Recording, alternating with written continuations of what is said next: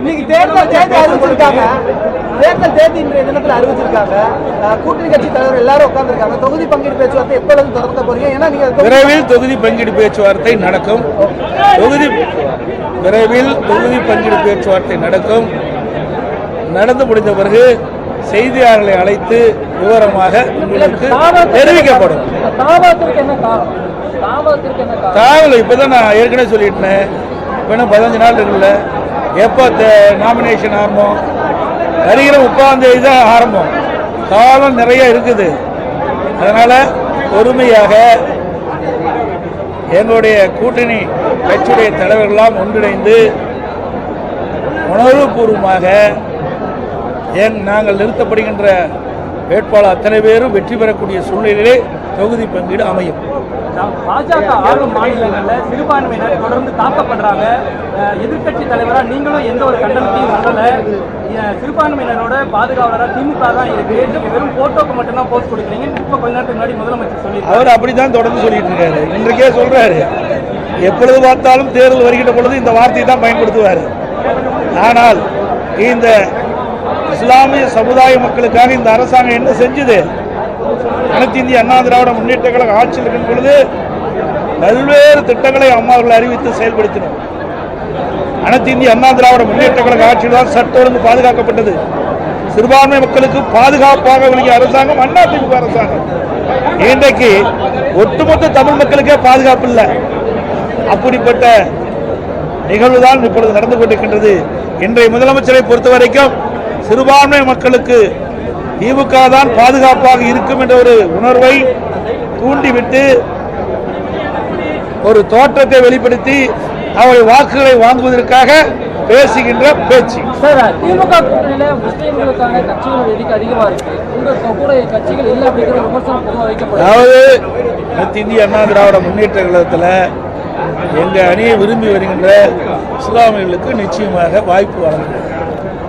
Sir, இப்போ தேர்தல் அறிவிச்சிருக்க நேரத்தில் திமுக அரசாங்கம் இது 5 வருஷம் நிறைவு பண்ணியிருக்காங்க. இப்போ தேர்தலுக்குள்ள போகிறோம். திமுகவுடைய ஆளுங்கட்சியாக இருக்காங்க. அவங்க பலத்தை எப்படி நிறுவன போறீங்க? இல்லை நீங்க எந்த அளவுக்கு உங்களுடைய தேர்தல் அவருக்கு எந்த பலம் இருக்குது? பலம் இருந்தால் ஏன் அவசரமாக புதிய திட்டத்துக்கு அடிக்கல் நாட்டிட்டு இருக்காரு? இதுவரை 5 ஆண்டு காலம் ஆட்சியில் இருந்த அரசாங்கம் மக்களுக்கு தேவையான திட்டங்களை கொடுத்ததா? இல்லையே. இந்த ஒரு 15 நாள புதிய திட்டத்தை அறிவிக்கிறார். அதுக்கு நிதியை ஒதுக்கீடுல ஒரு அடிக்கல் நாட்டுறார். இப்படி மக்களை ஏமாற்றிய அரசாங்கம் தான் விடியா திமுக அரசு. இந்த தேர்தலை பொறுத்த வரைக்கும் அவருடைய கவர்ச்சிகரான பேச்சு எடுபடாது.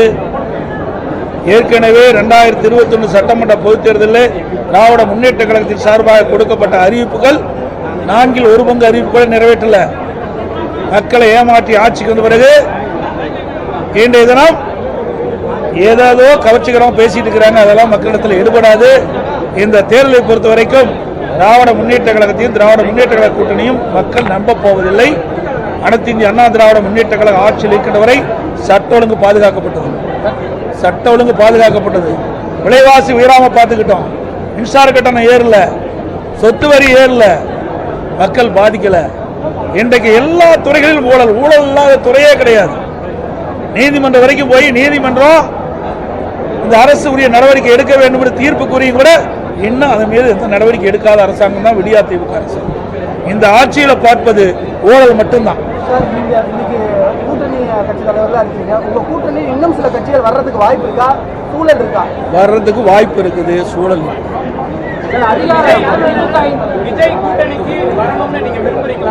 சார், நான் ஏற்கனவே சொல்லிட்டேன்.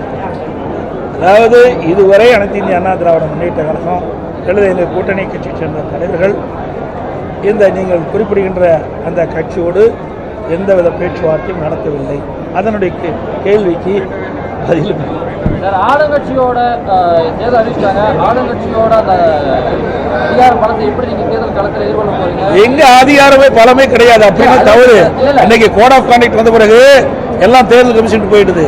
நீங்க அதிகாரம் சொல்லுவதே தவறு. அப்படி அதிகாரத்தை செலுத்த ஒரு சர்வாதிகாரம் தான் இன்னைக்கு மக்கள் பார்த்து கொண்டிருக்கிறாங்க. இன்னைக்கு கோட் ஆஃப் கான்டக்ட் அறிவிப்பு வந்து விட்டது. இனிமேல் தேர்தல் ஆணையம் தான் இதையெல்லாம் மேற்பார்வை செய்யும். ஆட்சி அதிகாரமே அவர்களுக்கு கிடையாது.